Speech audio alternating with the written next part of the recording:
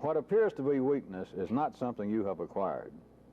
The reality behind people, including me, when I'd used the term in the past of everyone has a place where their foot's nailed to the floor, and that people apparently can move about and shake their arms, and they can do a foot back here, and they can turn this way and that way, and yet when you get down and look at people, when you get down and look at yourself, that which is passed for change, that which is passed for everything from irritation to designs on a cosmic breakthrough, has always happened to you within a radius of what, 3 or 4 feet, that you can turn around, you can do this, but no matter what you do, you end up standing right where you were standing.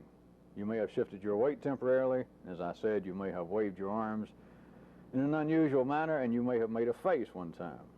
But you look down and your foot's right where it is, and you can't get out of the room. You can't move from that floor.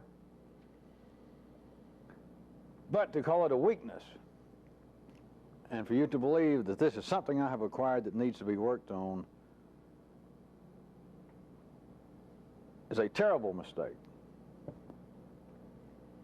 The ordinary world only has 2 possibilities, which includes your ordinary sense of consciousness, your ordinary sense of you, and that is, listen, I'm not much worse than anybody else, and therefore, to hell with it, I'm going to go ahead and get through life. I'm as good as anybody else. Or, I have got to start turning my attention in a more forceful manner on my weaknesses, or I'm not going to get anywhere. I'm going to waste my life, and someday I'm probably going to regret it.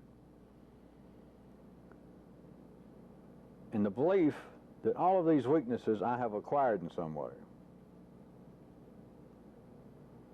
Therefore, they can be undone. It's like moldy twine that has been wound up since I was born, and now I've got to unwind it. I've got to clean it off. I've got to cut loose this moldy tail on my kite. This is part of the hobby of being alive.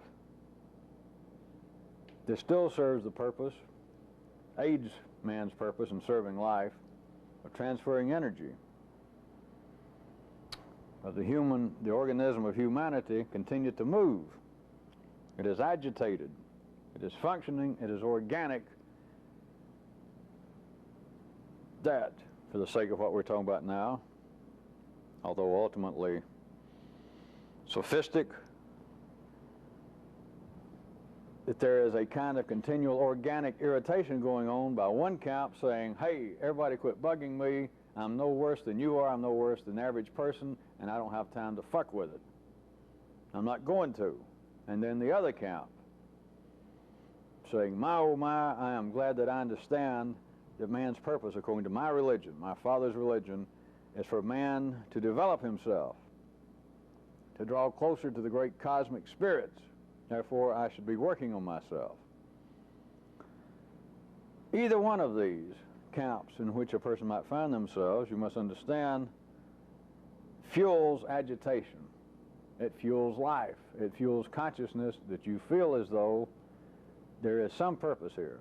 I may not like it. I may not agree with it. It may seem to be an extreme burden. It may seem to be just a slight inconvenience. But still it comes down to the fact that there's always something. And therefore, people stay alive. People move energy about.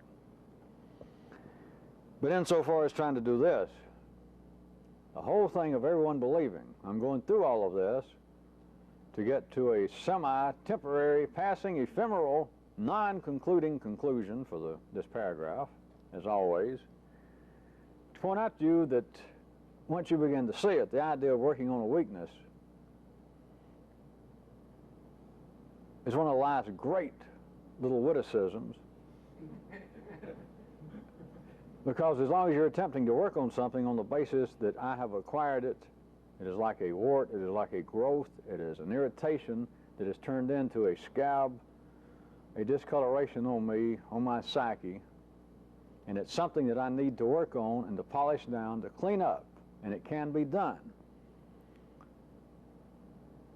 That will keep you functioning. That will keep you in the mainstream, just as much as the lesser number, but equally as mechanical and as necessary and as valid, of people who say, don't tell me that I am weak and warty and discolored. Look at yourself. Whole damn world's that way. Give me a drink. Stand back. But those attempting to do this strange thing, it takes better than binary sight. You got to get past viewmaster consciousness. You've got to see that what I've described amounts to two legs of the necessary triad. You've got to see on your own that there is no such thing as environment. It's just not. There is no something that made me do this. That to use ordinary consciousness terminology, as I point out to you, the best you can say, if there was an environment, it is simply everybody else's genes.